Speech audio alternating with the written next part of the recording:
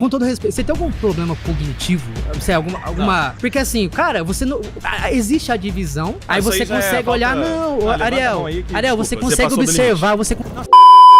Sim!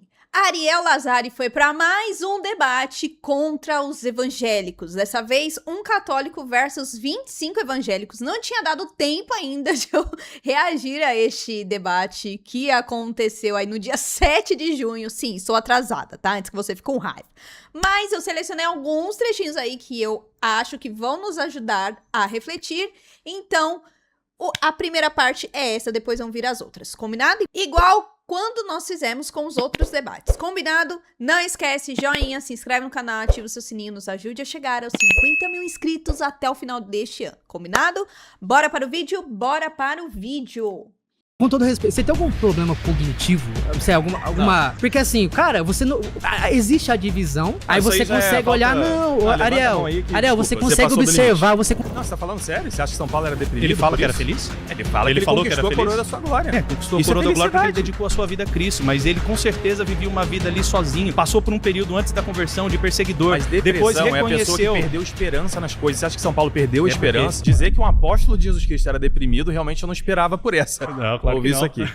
Mateus 11:1. Calma, Entre os tudo. nascidos de mulher, ninguém Ah, não, ela voltou. Essa daí é uma das irmãs que participaram lá no outro debate com a Ariel, que nós já fizemos vários reacts aqui. E olha, ela foi difícil nos outros debates. Vamos ver, eu vou pegar depois os trechinhos aqui com ela. Jesus! maior que João Batista. João Batista anunciou, Mas continua abriu o lendo. caminho, preparou, apontou literalmente. Continua lendo, Esse é olha o lá, hein? Cordeiro de Continua Deus lendo. que tira o pecado do mundo. Parou de ler no meio o versículo? Não, eu sou Minha querida, católica. por que você não tá lendo o versículo todo? Eu tô bem curioso com isso agora, tá me intrigando Por que isso. lê então pra gente? Você tá com ele aberto? Lê aí. Não, Em vão me adoram ensinando preceitos e doutrinas que são de quem? Humanas, por Dos exemplo, homens. Lutero, né? Ele fez isso. Então, o que é dos homens? Ele ensinou Nós modernidade, seguimos Lutero? evolução. Nós Sim. seguimos a tradição de Lutero? Não, nós não seguimos a Vocês tradição de seguem o Lutero. modus operandi de Nós Lutero. seguimos O o modo que de está pensar contido dele, na né? Bíblia Sagrada. Porque entendemos que Nós quem? toda Qual das 40 mil? Como? Qual das 40 mil denominações seguem o que tá na Bíblia? Não, de novo, você vai entrar nesse tema? Mas Vamos falar sobre isso depois.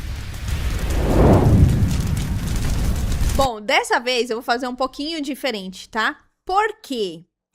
Porque esses principais aí, essas primeiras pessoas que passaram, me intrigaram um pouco, né? Então, esse primeiro aí que falou que ele tinha o problema cognitivo, a gente vai começar por ele, tá bom? E depois eu vou fazendo o restinho das partes.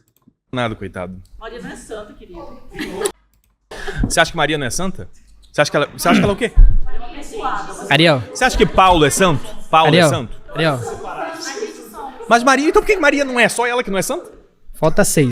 Bom, então esse rapaz, ele entrou aqui mais ou menos na 1h41. Aqui era sobre a quinta tese, o celibato dos padres é bíblico. Bíblico e foi profetizado por Jesus. Então vamos ver aqui o momento em que este rapaz, que perguntou se o Ariel tinha um problema cognitivo, né? Qual foi o assunto aí? Vamos começar desde o início. Isso. Faz 2 minutinhos.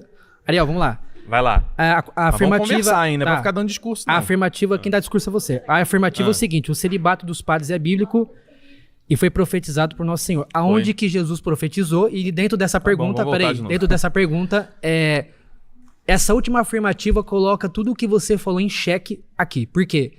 Por quê? Você ataca 40 mil denominações protestantes, que essa afirmativa não é verídica. É um ataque, né? Que eu E aí quero que ele você chegue fala ao o conhecimento seguinte, da verdade, né? E aí você fala o seguinte, que lá no Oriente os padres, eles não podem casar. Até aqui, a igreja melquita, E né? aqui, não, mas aí aqui há uma imposição, não para todos, como você está dizendo. Aqui alguns padres Alguém são que é muito- obrigatoriamente alguém que é muito casados, a pessoa não quer ser obrigados padre a e casar. casar. Tem- Ou tem como seja, aqui? então existe uma divisão. Não, mas isso Existe uma divisão. Mas é tudo, não tem discordância. Existe Tanto eles divisão. quanto nós concordamos. Existe divisão que não na Igreja é essencial Católica. pro sacerdote. Existe divisão na Igreja Católica. Não, mas não é. Eles Cara, obedecem com todo o Papa respeito, também. com todo respeito, você tem algum problema cognitivo? Você alguma... Porque assim, o cara... Ha. O irmão parte pra um ataque, o famoso ad hominem, que virou moda agora, né? Porque o povo não tem muito argumento. O irmão parte pra um ataque em relação à questão mental do outro irmão, que vive uma doutrina diferente, e a gente faz o quê? Ha, ri. Nossa, que belos cristãos, ó. Esses debates são muito bons mesmo. Ajuda muito, viu? Bom, vamos. A primeira coisa aqui. O que seria um problema cognitivo? É relacionado a tudo aquilo que está na nossa mente. Então, algum problema de memória, de atenção, de raciocínio, de compreensão, de linguagem. Então, é como se a pessoa tivesse algum transtorno, um déficit, uma dificuldade nessas funções, né? E pode ser causado por várias doenças, tá? Então, às vezes tem gente que quer ficar falando bonitinho e aí usa, você tem um problema cognitivo. A gente já ouviu isso aqui também. Aí, uma coisa que o irmãozinho, ele não entendeu o que o Ariel falou. E aí, tem algumas pessoas que têm essa dificuldade sobre divisão e diferença. Vamos ver aqui uma coisinha. Cara, você não... Existe a divisão, aí você consegue olhar, Ariel, você consegue observar, Não, você tá querendo jogar pra torcida. Não é isso, você consegue observar a divisão que existe no protestantismo, ridículo, mas você não consegue enxergar pra dentro do catolicismo, que existe divisões. Desculpa, você passou do limite, tem que trocar. Muito bem, Ariel. Não, passou do limite mesmo. Porque a pessoa não consegue argumentar com você sem te atacar. E isso é muito comum na internet. Nos debates, principalmente. Por isso que é uma luta sempre a gente conseguir manter no argumento, entendeu? Porque a gente sempre vai o quê? Ou vai levar pro lado pessoal de que a pessoa tá falando pra gente, ou a gente vai tentar ir pro lado da pessoa. Então, o Ariel não continuou aqui, mas a gente pode continuar. O que o Ariel quis dizer aqui? Uma coisa é a divisão e outra coisa é a diferença. Eu já falei isso aqui em vários debates, em vários comentários. Porque a gente não estudou o dicionário, né? Porque se a gente pegar no dicionário, existe a diferença, ou seja, não é igual o significado das palavras. E a gente vai pegar aqui, quer ver? Vamos dar um Google aqui. Então, ó, a gente deu um Google, porque na minha época a gente estudava o quê? Dicionário. Então a gente tinha que ir atrás das palavras no dicionário. Mas hoje em dia falta, e olha que existe Google, existe um monte de coisa. Vamos lá, significado de diferença. Um ponto, desigualdade, aquilo que faz com duas coisas não sejam iguais ou idênticas. Divergência, falta de acordo, discordância de opiniões, de ideias entre pessoas. Distinção, característica própria que individualiza ou destaca alguém ou algo. Isso é a diferença. O significado da palavra divisão. Partilha, ação de repartir, distribuir, dividir algo entre vários, como dividir uma herança, uma comida, enfim. Separação, o ato de afastar partes de um todo e romper com uma união. Fica com essa parte aí do significado.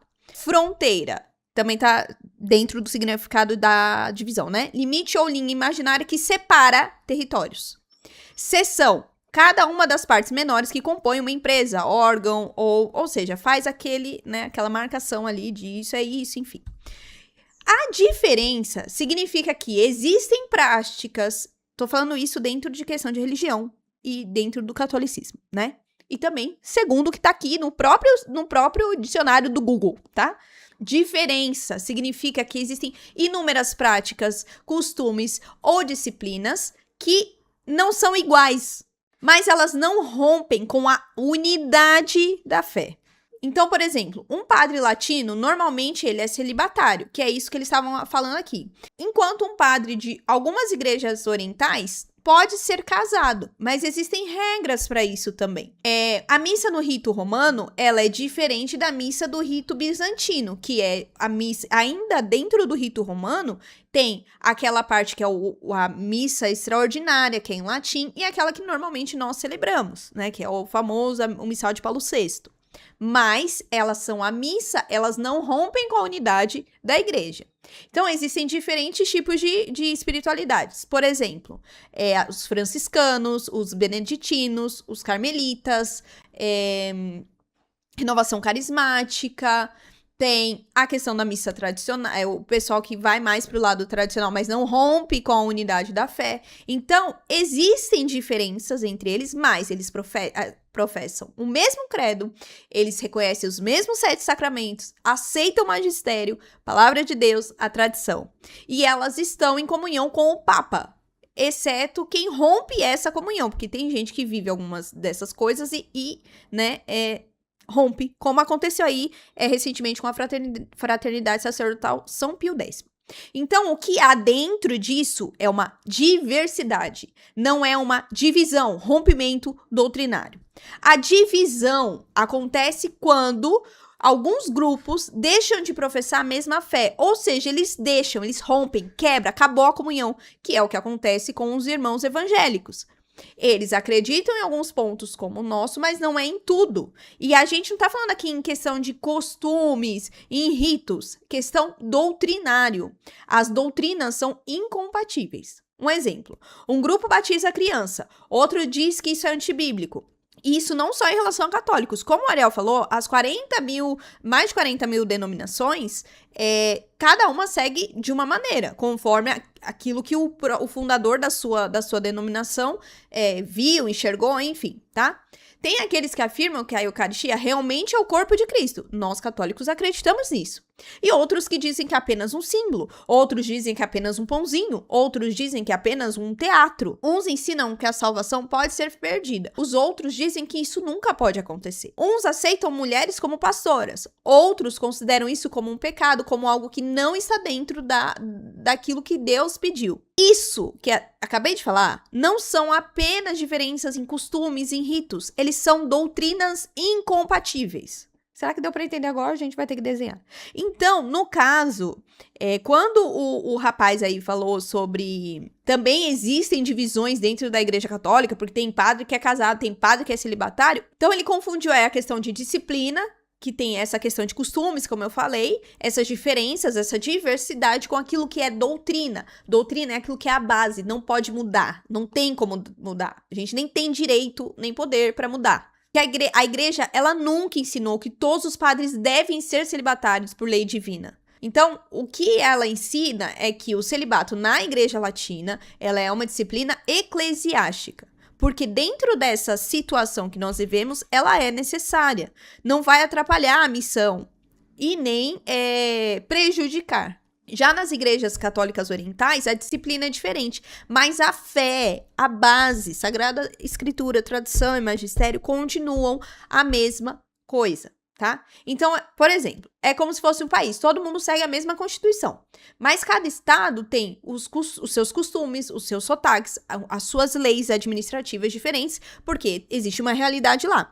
Isso é uma diversidade. O Brasil é um grande exemplo sobre diversidade. Agora, imagina se um estado dissesse assim, a nossa Constituição é outra, o nosso presidente é outro. Isso seria uma divisão, iria romper com a comunhão, é uma ruptura. Na igreja, é muito parecido. Os ritos têm diferenças, alguns costumes têm diferenças. As disciplinas, né, também tem algumas questões ali que são regionais, enfim.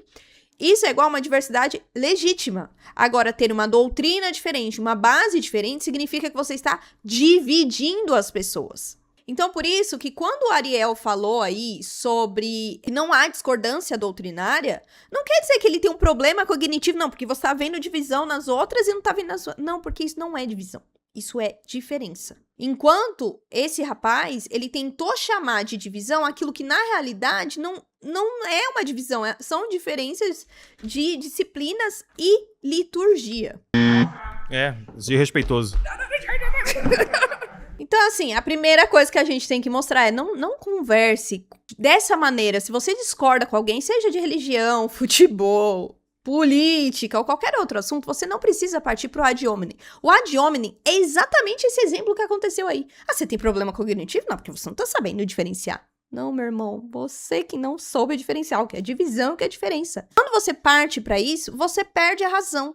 Então, um exemplo, né? Aqui somos um canal católico, certo? Então, quando alguém vir querer tirar com a sua cara, primeiro, mantenha a postura que o Ariel tem, porque todo debate é inacreditável. Como o Ariel é extremamente educado. Já falei que se fosse eu não teria paciência.